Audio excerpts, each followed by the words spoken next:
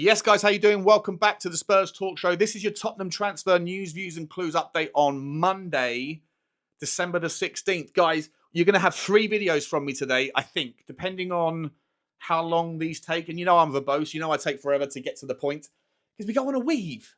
And so when I've got 3 different sort of styles of topics to talk about, one is a takeover, a Crystal Palace-led takeover. Sounds crazy. We'll talk about that.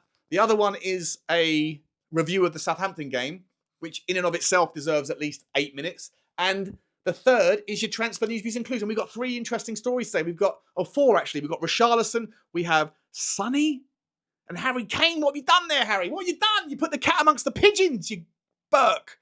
And, or maybe it's not a Burke, maybe he's doing a Tottenham a favour, depending on how you feel about Sonny. And, of course, you also have the good news about the incomings. And I'm not talking about the first one, Andreas Perreira. We'll talk about him first. And whilst I'm a massive fan, he's not the solution to what we need.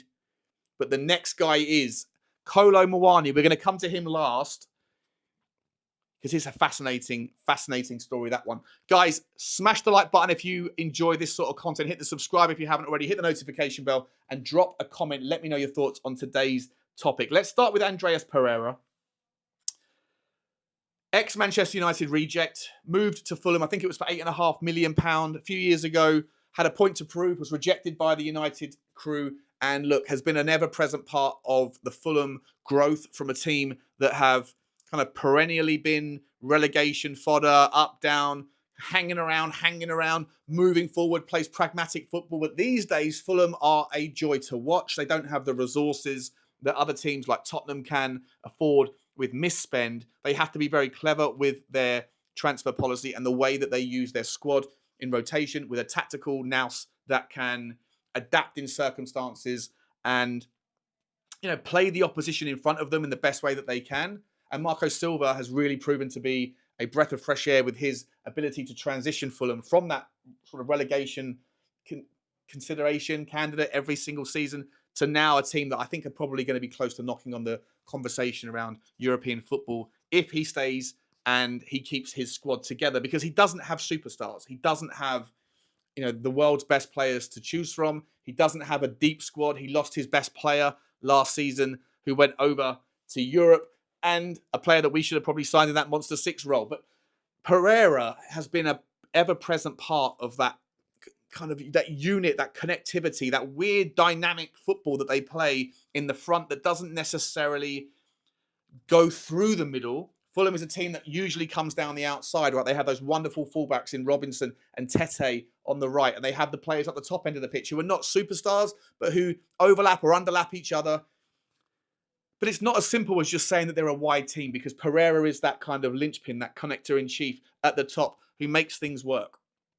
A small guy with great balance, great low center of gravity. That, you know, I don't know how to describe him really, because if you look at his positions that he plays on the kind of on paper, he's more of an 8, but doesn't really have the graft, the grit, the bite of a traditional 8. Although he's quite feisty for what it's worth. 5 yellow cards this season already.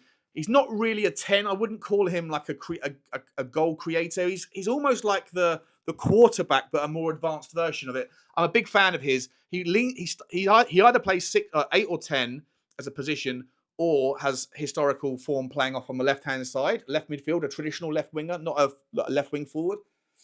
But if you look at his heat map, and I'll see if I can get my editing together to bring the heat map up for you, this season he actually has started in the middle, but drifts and spends more of his time on the right-hand side. So I'm trying to find a way to kind of make the transfer make sense. And in terms of do we need that sort of player, well, it always depends on if there's intentions to let people go. This story is regarding a January transfer, and there's just not that much time. There's not that much noise out about that many people leaving in January. And plus, considering how thin we are with injuries, I'd be very hard pushed to be convinced that there is any logic to selling players that are not surplus to requirements, or that are not sort of deemed unwanted by Ange Postecoglou. And within the midfield, as I say, those sort of decisions are probably things that will happen in the summer. So is there space for a Perreira? I'd say no, but it would be interesting though, in a different world, a different reality timeline, to see him play alongside the new formed version of Kulusevski, who cuts in off the right, starts on the right occasionally. Sometimes now he starts in the middle, but traditionally on the right-hand side, and has been given that freedom to cut in, whereas Perreira has that freedom to drift out. And so that kind of dynamic swappage of positional approach, it makes it more difficult for teams, in theory at least, to be able to track and follow, and you can work in that half space and then create all sorts of difficult conundrums for the defensive number 6 to be able to pick up and follow. It would be an interesting partnership. I do actually like the idea of Perreira. Do I think it will ever happen to Tottenham? I don't think he's going to come in. I don't think we need him. We already have, as I say, if you're thinking about 10s, you've got Maddison, and what a wonderful performance he put in last night. We're going to talk about that on the other video, the Southampton review. You've got Kulusevski. You have 2 or 3 other players within our ranks right now that I'm not entirely sure, with like the likes of Lucas Bergwijn. Where does he fit in? He's another kind of conundrum that's emerging for me. He sort of played in a double pivot last night. I don't really think that he had too much to do in the world of defensive work. There really wasn't that much in the way of a threat from the Southampton offering. And so we couldn't really judge him too much on that position. But he also doesn't naturally fit any of the 3 situations that I can see. So it's an interesting conversation, the one that I'd love to hear your thoughts on. Please let me know about Perreira. The rumours are that Tottenham and Postecoglou are interested. He's got a contract until 2026. He's 28 years old. I just don't see it, but I'm a huge fan of Perreira. I think he is responsible for so much in what Fulham do. And he would do...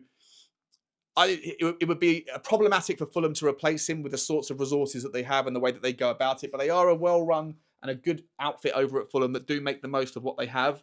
And Perreira is and should be celebrated by fans of football because he's a brilliant part of their kind of interesting little system and setup. But he won't be coming to Tottenham, in my opinion. Let's move on, guys, to the next one, which is Richarlison. Stories about Fluminense are actually heating up, and apparently Richarlison has said that he will make a decision regarding his future in the coming days over Christmas with his family. He's obviously got, I think he's got a pregnant wife, I believe.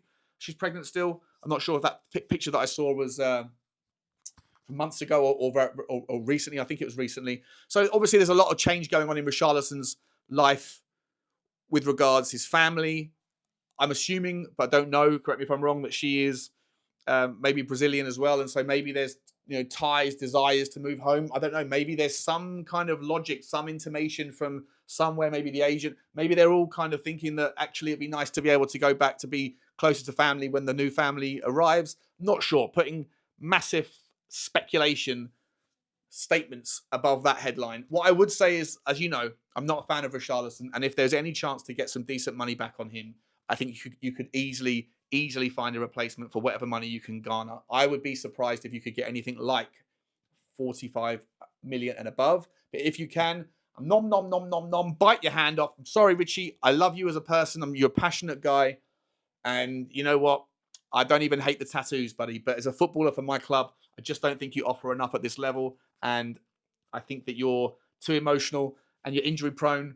And I think you prioritise other things above Tottenham. And that's okay. I don't hate you for it. But in terms of my desires to see you continue versus getting 45 million for you, if you watch this channel, you know how I feel. I've always felt the same. I wasn't a fan of him when he was even wearing the blue of Everton. So the story about Fluminense apparently has some merit, is what I was getting at. I went off on a tangent there. I think that I don't know if he would want to give up Brazil. I still don't know whether or not Brazilian football is of a high enough platform for Brazilian team selectors to consider. I would hope that it is. It would be crazy if it wasn't. But as I said, the track record of Brazilian players is they leave and come over to Europe very quickly. Maybe not just for money, maybe also for, excuse me, for the exposure. But the story has merit and it has heat. And, I'd be surprised to see him leave. He's injured, right? He's not going to be back anytime soon. I don't think, maybe the next 3 or 4 weeks. So would a team buy an injury-prone player that's still injured for a lot of money above valuation in the middle of the window? I'm not sure. Don't think so. I think we're stuck with this guy for a while, which is a shame. But it is what it is. It is what it is. Moving on, guys. Moving on. Harry Kane was asked one question and has put the cat amongst the pigeons. I don't know how we feel about this. He was asked, if you could pick any player to join you at Bayern Munich right now, who would you pick? One word answer with a smile and a wink, Sonny. Now, obviously, it's his boy. He is the guy that between the two of them, they created the most assist partnership goal assist partnerships in Premier League history. They have a chemistry, a telepathy, a familiarity that just yields tangible outcomes that are exactly what every club that would have both of them working together needs. And the idea of working with him again obviously makes a logical sense.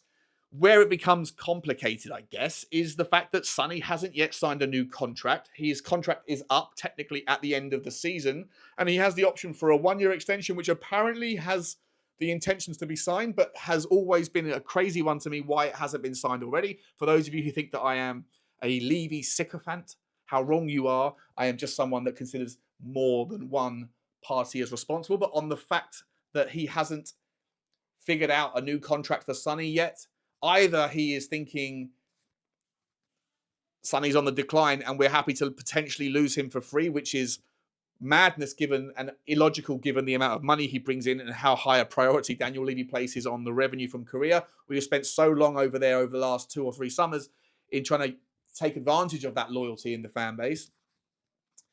But on top of that, like, it's Sonny, captain. Where's the repayment? Are we resting on our laurels? I think we are. And you know what? If Sonny looked miserable as he has done, apart from yesterday when he's got back on the score sheet, we'll talk about that later.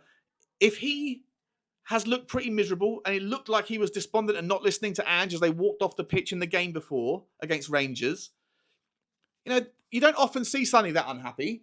And to see him look miserable, maybe he's thinking, I don't know, like, is there truth to the Ange out, do we really want to start again thing? I'm not sure. I don't know. All I'm saying is that what Harry Kane has done there is throw the cat amongst the pigeons, because the last time Harry Kane asked for a player, allegedly, he got Eric Dyer, and Eric Dyer went and did pretty well. So Bayern Munich are probably looking at Harry Kane's desires and saying, well, we gave you one and it didn't do that. It was a pretty good effort so far. You want Sonny? What's the incentive there? A lot of money. He has a contract that is up and can technically, I believe, unless I'm mistaken, correct me if I'm wrong.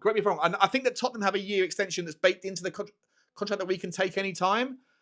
But I don't know if the fact that it hasn't been taken by January, does that mean that they can sign a pre-contract agreement in January? I'm not sure of the stats on that one. But Sonny's a player that doesn't demand crazy wages. He doesn't. And how much money does he bring in from the fan base? And the Korean fans would probably likely, 95% of them would just follow Sonny out the door. And that would cost Tottenham a fortune. And I just worry whether or not there is some, ridiculous faux pas here on the part of Daniel Levy and the rest of them in letting this conversation drag on and not get it resolved, because Bayern Munich have got a history of doing what Harry Kane wants. Now, I'm sure it was tongue-in-cheek, but actually maybe, just maybe, there is some merit to that comment from Harry Kane, and maybe it has probably at least made Daniel Levy sit up this morning and go, oh shit. Unless, of course, there is no risk because the contract is already guaranteed and it's done and there's no wiggle room out of it. And I don't know the details, and I should do, because that's why I'm bringing you this news, views and clues. And I apologise for my unpreparedness, and I can't even say the word anymore. I'm stuttering now. What's going on? I'm a mess. Next story. The big one.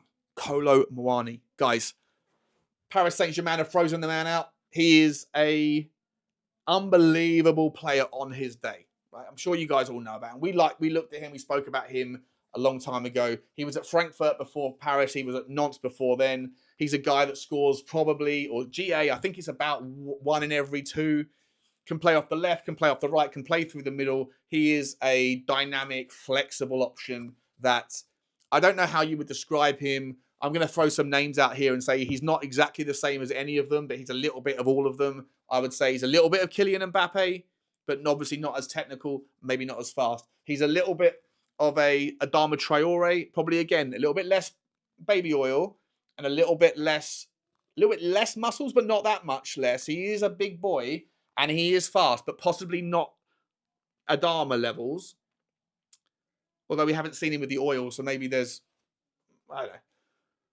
But what he does have is a better technical level, a better control, a better finish, a better overall feint and gif and go and shimmy than Adama. He's obviously not at the same level as Kylian Mbappe on his day. But when KOLO is firing, he's unbelievable.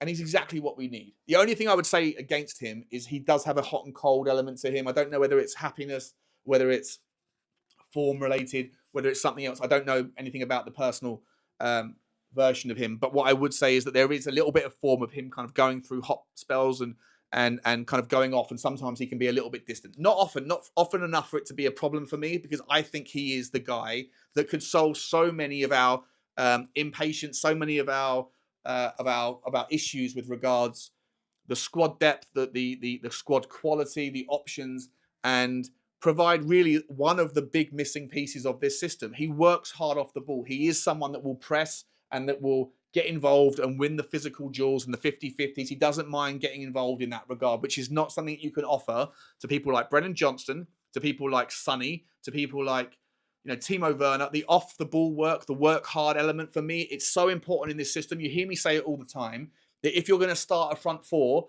of Johnson and Sonny and Werner and Maddison, you're not going to get enough effort out of them to take away the pressure off the midfield, and then consequently the back four. And then you're going to give up too many chances, and then it's all going to go to, you know, it's going to be tears before dawn. And so you need people that can offer you things going forward in the one-on-one, the take on, the technicalities, the ability to feint and drift through and drive through like a kind of prop or like a centre in a rugby team that boshes through. He's got all of that in spades, plus he has the effort, plus he has the desire to kind of to create something out of thin air. He would be a perfect player for our system, in my opinion.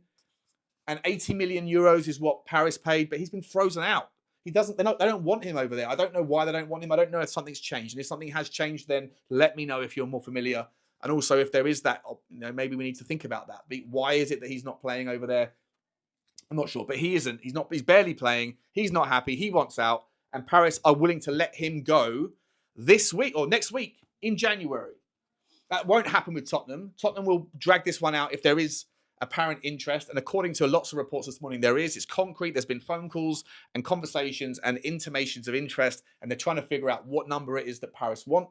And we have to, again, now factor in how important is Muani? How important is that left winger? How bad of an injury is Hojbjerg? Did we see enough from Hojbjerg to think that when he's back, he is the guy? I would argue no. What about the Korean fella? I don't know.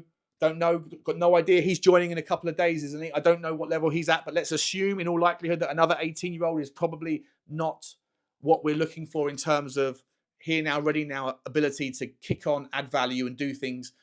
For me, though, let's just work with some magical numbers here, plucking them out of thin air. Let's say that Paris didn't want the 80 back. They were willing to take 60. And by the way, the numbers were out this week. Or I think last week from Deloitte for the apparent but yet not published figures of revenue from all clubs around Europe, and Paris I think are number one or number two behind Real Madrid. So I believe a lot of believes here. I'm not, you know what? I don't feel like I'm prepared for these videos at all today. I'm going to do better on the second video, I promise you. That is quite remarkable considering their traditional relationship with debt and how their owners, the QSI group, can kind of fudge the numbers. I don't know if there's fudging there going on because I don't really understand how Paris have got those kind of figures in, but they are right up there ahead of Manchester City, I believe. I don't know, but I believe from memory, from what I saw, from what I read. Anyway, Muani, let's say they take 60 million euros for him. What does that do opportunity cost-wise? To those of you who say we can spend it all, we can't, right? We can't. I know that people don't want to look at the numbers and they prefer to work in a world of, I've made my mind up and I don't want to hear anything else. Fingers in your ears, cover it, hands over your eyes, whatever. You do you. But in reality, you can't spend hundreds and hundreds of millions of pounds just because you want to. That's not how it works. And there is an opportunity cost. We've already spent quite a lot. I know you're going to make the argument about the wage bill thing. We'll talk about that, by the way, on a different video. But the budgets are likely going to be not significant, not huge in January. They never are. And the difficulty of doing deals is obviously what it is. For what it's worth, Muani is amazing. I would love him. But I also think that you have to shake hands with what else we need to do. We need a defender. We have to get a defender in. We can't work with one defender and an 18-year-old who's being played in every position but the one that he was signed for because he's versatile. And by the way, on that one, guys, when I said he was 5'10", I was so wrong. I can't believe he's 6'2". He doesn't look that tall to me when I've seen him. And I've got that egg on my face time. But either way, you need a centre-back because if Ben Davies is out for 6 weeks, Romero you don't know, Van De Ven you don't know, and from what Ange said this week around you have to wait for the injuries to settle down. Obviously, read between the lines here. What he's really saying is there's bad news on that front, we would imagine, right? So you need to get someone else. Now, can you find out a way to do a loan deal with an option, but not something you trigger, and do it of good enough, but not fantastic quality that you can leave enough budget in the rest to be able to go after a Muani? What about a goalkeeper? What about a left back? Udogie's now injured. Apparently it was only a slight kind of knock or a slight strain. He wanted to carry on, but we can't risk it. That's why he came off yesterday. But we haven't got another left back. Or maybe we do in Jed Spence, but he's not a left back really, is he? He was a right back who's also being played out of position.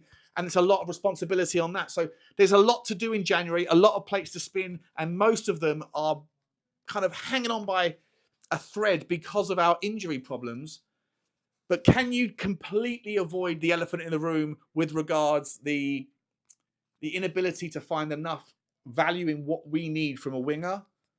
And when Muani comes available, you know we're not going to be the only person that's out there looking for him. You know we're not. And so I think that on this one, you have to kind of see if you can do a little bit of the Todd Bowley, Daniel, and find a little bit of room in next year's budget and pull it forward and kick the can and do a little bit of shimmy with the numbers. Whatever you got to do, find a way to get that done, but also find a way to solve for the centre-back and the left-back, and maybe even the goalkeeper. And you know what? This is coming from a guy who thinks that the number 6 is the most important gap that hasn't yet been filled. But I will tolerate that if we can get Kolo. Let me know your thoughts, guys. Like, subscribe, and comment. And as always, bye-bye. 2 more videos coming. Bye.